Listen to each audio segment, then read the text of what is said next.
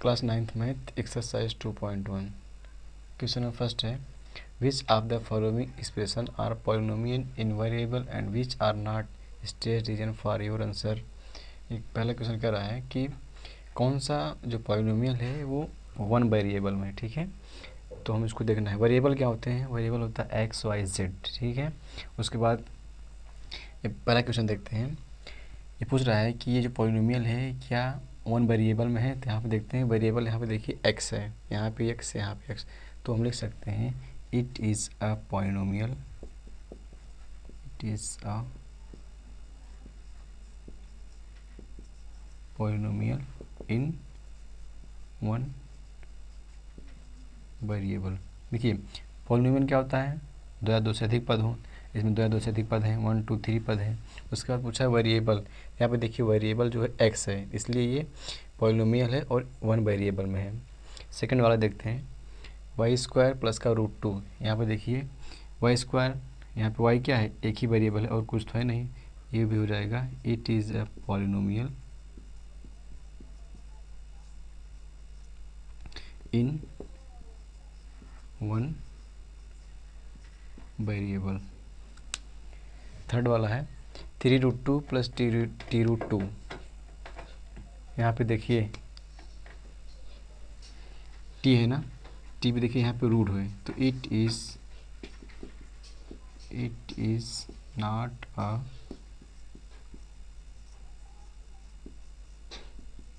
Polynomial in one variable. ये polynomial इसलिए नहीं है क्योंकि यहाँ पे देखिए t पे जो पावर है ये है t की पावर 1/2। तो पॉलिनोमियल के लिए क्या होना चाहिए, जो पावर होनी चाहिए वो इंटीजर में होनी चाहिए। तो पावर जो होना चाहिए वो इंटीजर में होना चाहिए। इंटीजर मतलब 0 1 2 3 इस रूप में। ये मतलब कि इंटीजर में नहीं है, इसलिए क्या हो जाएगा, ये पॉलिनोमियल नहीं हो जाएगा, इनवेरिएबल। 4 वाला है y + 2/y। यहाँ पे देखिए इसको हम लिख सकते हैं y + 2 y की पावर -1। यहाँ पे देखिए y की पावर क्या आ गया, यहाँ पे -1, इसलिए यहाँ पे क्या होगा, ये इट इज़ हम लिख सकते हैं it is not a polynomial in one variable. देखिए हम ये पॉलिनोमियल इसलिए नहीं है क्योंकि यहाँ पे y की जो पावर है माइनस में है। तो y की पावर जब तक इंटीजर में नहीं होगी, y की पावर या किसी वेरिएबल की पावर जब तक इंटीजर में नहीं होगी तब तक हमारा क्या होगा, वो पॉलिनोमियल में नहीं आएगा।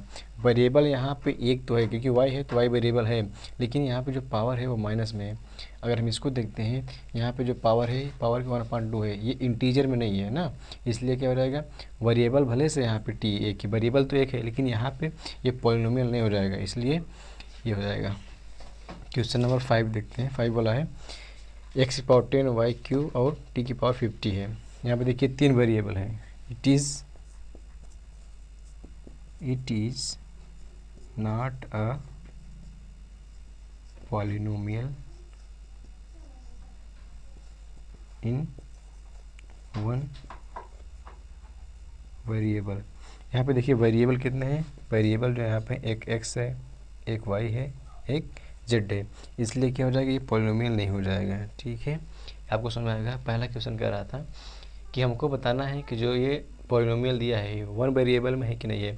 पहली बात ये देखिए वेरिएबल x से लेकर z तक जितने तो वेरिएबल बोलते हैं उनको।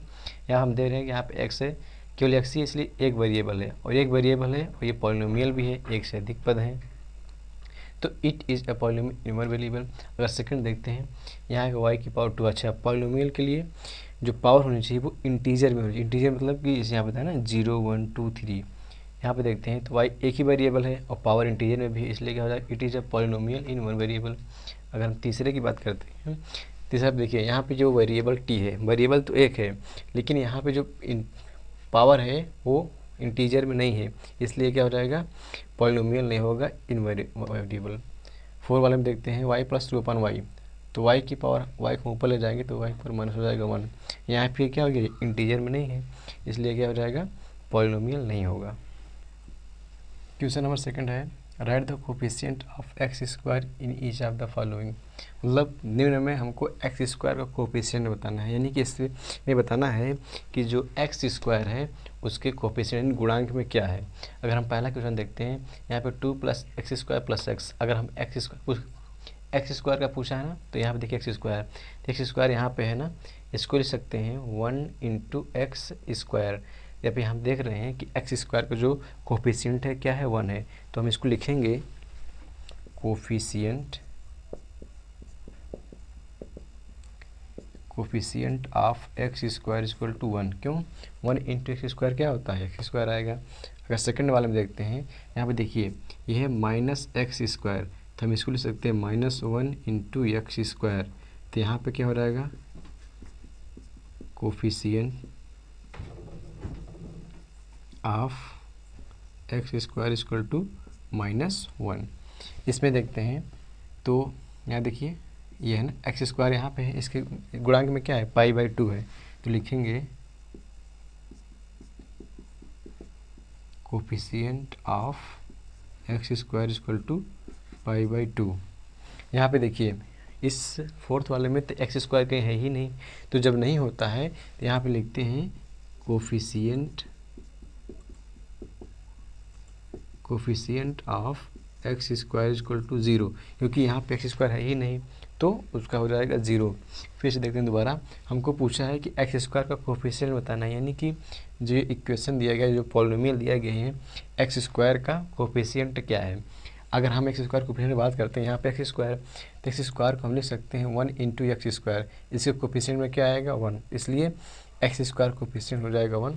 सेकेंड वाला देखते हैं, यहाँ पे है -एक्स स्क्वायर, 2 - एक्स स्क्वायर है, तो -एक्स स्क्वायर को -1 × एक्स स्क्वायर ले सकते हैं, इसके कोफिशिएंट में क्या आएगा, -1। यहाँ पे देखिए एक्स स्क्वायर के कोफिशिएंट यानी कि उसके गुणांक में क्या है, ऐसे सिंपल भी देखिए एक्स स्क्वायर का पूछा है तो एक्स स्क्वायर से कवर कर लेंगे, तो क्या बचता है, π/2, π/2 हो जाएगा, इसमें है ही नहीं, इसका हो जाएगा 0। ये क्वेश्चन नंबर 2 हो गया कंप्लीट। क्वेश्चन नंबर 3 कह रहा है, give an example of a binomial of degree 35 end of monomial of degree 35। मतलब हमको एग्जाम्पल लिखना है एक बाइनोमियल का जिसकी डिग्री क्या हो 35 हो, और एक मोनोमियल जिसकी डिग्री क्या हो 100। तो देखते हैं, पहले बाइनोमियल वाले देखते हैं।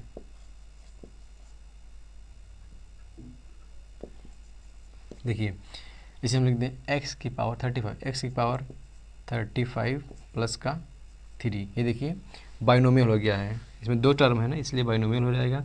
पावर 35 पर 35 लगा दिए।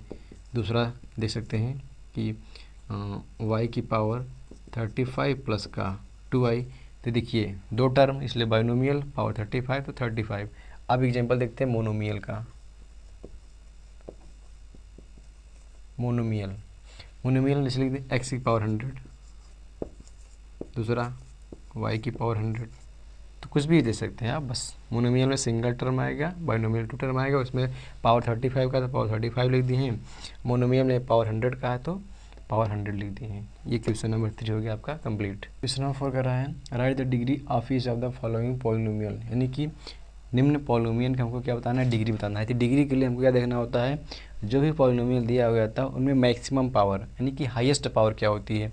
अगर हम पहला क्वेश्चन देखते हैं 5x³ + 4x² प्लस का 7x, यहाँ पर हम देखते हैं हाईएस्ट पावर इस पर क्या है 3, इसकी डिग्री क्या हो जाएगी, इसकी डिग्री हो जाएगी 3, तो डिग्री हो जाएगी आपकी 3। क्यों, यहाँ पे देखिए हाईएस्ट पावर 3 है तो इसी डिग्री से 3 हो जाएगी।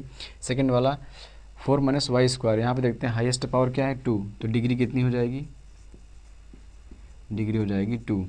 यहाँ पे देखते हैं हाईएस्ट पावर क्या है t की पावर पे क्या है 1, t लिखा है, इसका मतलब t की पावर 1 होता है, इसकी डिग्री कितनी हो जाएगी